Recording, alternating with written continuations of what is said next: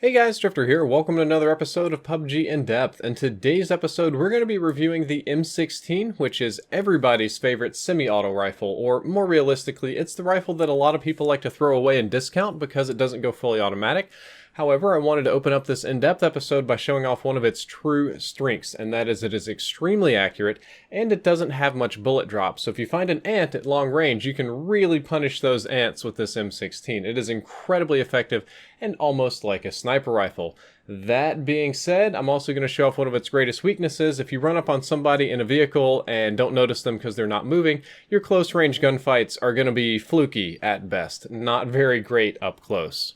When it comes to damage, it'll deal 20.5 damage to arms and legs. Any limb or non-body or head hit will be 20.5, meaning that it will take 5 shots to kill. When it comes to body shots, if the enemy has no armor, it'll be 3 to the body. With level 1, it'll be 4 to the body. Level 2, 5 to the body. And at level 3, a surprising 6 body shots to kill. Level 3 armor can really allow you to tank some stuff.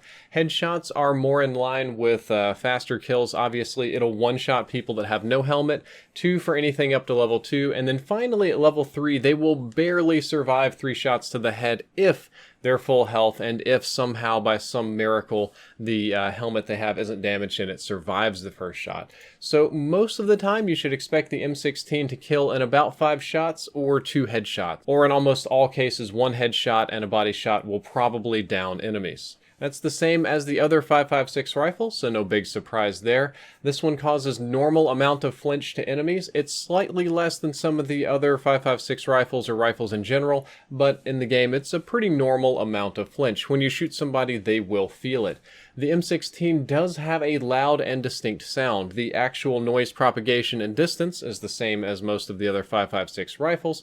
However, the sound is very distinct. People will notice the M16 and they will know what you have when you're shooting it, so they'll know that you have that full auto disadvantage. Speaking of full auto and disadvantages, one of the true disadvantages of this rifle is that it can't go fully automatic. You have no ability to really spray people. However, you do have a burst fire mode, which the vast majority of players ignore, and I would recommend that you don't, because the burst fire mode can be pretty savage. The rate of fire on it is 800 rounds per minute.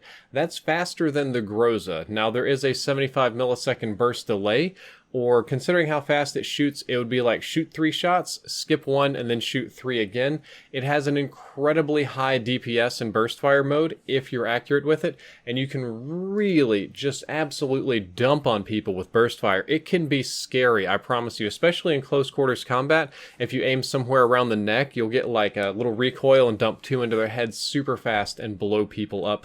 And I think that's a strength of the weapon instead of a weakness. Most people consider the burst fire a weakness because it's terrible at long range. I think it's underrated. Single shot rate of fire is also incredibly high and can really surprise enemies. A lot of people just like to lock onto you and kind of shoot like chest and just go for these sort of spray kills knowing they'll miss a lot. If you have a good trigger finger and you can click really fast, you can blow people up really quick with the M16, because as far as I'm aware, the fire cap is 800 rounds per minute again. So the faster you click, the faster you can blow people up. And not me, because my trigger finger isn't that good, but I've seen friends of mine do really, really scary things with this. But let's talk about DPS and time to kill. The M16 is a very fluky weapon when it comes to measuring DPS and time to kill. If you do pure theoretical DPS and time to kill, it'll be among the fastest killing weapons in the assault rifle class. However, I think it depends entirely on the skill of the user. If you're a high skill user, if you know how to use the burst fire mode, if you click really fast and you're accurate, you can shred people with the M16. That being said, that these are skills that take time to master. It's not going to be easy to do. If you choke and you miss, if you can't click fast, if you don't manage your burst properly, it's going to be kind of a potato weapon. And I think that's how a lot of people look at it, as the potato weapon. It's like, well, I've got some range, I've got a rifle, I can shoot some people at distance, but when it comes up close, I would rather use almost anything else. And that's not an unfair assessment. It's a very, we'll say, inconsistent weapon in that regard. Reload time is fast at 2.2 seconds, which is the same as the other 5.56 weapons, so that's good. and it does have the lowest single shot recoil, but just barely. It kicks a little bit more than you think. When you look at the actual recoil numbers, it does kick up a bit. It is not perfectly accurate. It does have sway and wobble. It kicks not as bad as you would think in burst fire. Most people think the burst fire is truly terrible. That's probably because they forget that it's on and try to use it at long range. Terrible at long range. But if you're spam shooting, even in select fire, it's going to kick up and you're going to have to take a second to work on recoil control. On the same topic, compensators don't make much difference. The M16 will lose a little bit of vertical recoil with a compensator, but that's easy to compensate with just your mouse, and I would strongly prefer a flash hider. Since I'm going to be mostly engaging at long ranges, I would rather have a flash hider so that people can't immediately see my muzzle flash and lock onto me. Give the compensator to your teammate or just hoard it so somebody else can't have it. Run flash hider or suppressor on an M16 before the compensator. I know compensators are popular because they cut recoil, but you don't really need it on this gun. Let's talk about another strength of the M16, and that's its bullet travel speed, or muzzle velocity. That's 900 meters per second, which is the best in the rifle class. It is significantly better than any of the 7.62 weapons, and it's better than any of the other rifles. Now, the Mini 14 is technically a sniper rifle, but this is similar to the Mini 14. It also has the least amount of shot leading required because of this, and the least amount of bullet drop in the rifle class, which means you need to adjust your aim as little as possible. If you're going to have a precise long-range weapon, this is the one. It's faster and has less drop than the M16, faster and has less drop than the M4, faster and has less drop than the SCAR. If you don't really like leading targets, or if you really just like shooting at people at long ranges, the M16 is designed for that. You can put any scope on the M16, but for this one, I prefer a 4X or 8X. Even for close range combat, I kind of go for 4X because I'll probably go for headshots there. 8X, it's essentially a sniper rifle, and I will run red dot and other things on it, but long range scopes are definitely the way to go. And speaking of essentially being a sniper rifle, in my opinion, the M16 is very underrated. It's better than the SKS. For comparison, the SKS does deal a lot more damage, but it has higher recoil, lower steady time. It requires more attachments to be really viable. It has a smaller magazine size. It's louder. It's rarer.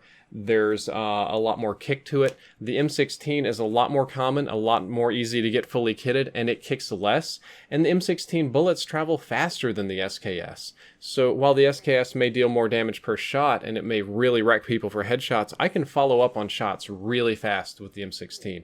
The SKS is like a doof, doof, doof. On the M16, I can just go pop, pop, pop, pop, pop, pop, pop, pop, pop, pop, and just spray, and that is much more effective than the slow rate of fire. I think the M16 outclasses the SKS, and in most cases, this is going to be my preferred DMR in the game. Time for final opinions. I think the M16 is probably the best overall rifle for long-range gunfights, and it's not too bad up close. The Mini 14 has just recently been released and is kind of replacing the M16 in that long-range gunfight niche, but it's somewhat more rare, and it's technically a sniper rifle, so that's a little bit different, but the M16 can still fire faster with a bit less kick, and it's a pretty dirty gun. It's not bad up close either. A lot of people think it's terrible up close, but I promise you, if you're accurate and you click fast, or you use burst fire, you can really, really surprise people with the M16. It's just difficult to use, and most players, myself included, would probably rather have a full auto rifle. While I like the M16 and I can appreciate it, the difficulty in use is important, even for a more experienced player like myself. So in most cases, I would rather take an AK or a full auto SCAR or M4 or just something like that, so that I have the option to spray and pray when I need to.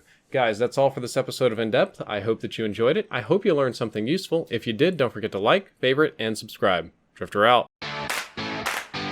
For all the best tips, information, and strategies, check out the Ultimate Utility Companion app for PlayerUnknown'S Battlegrounds. Links available in the description for both iOS and Android.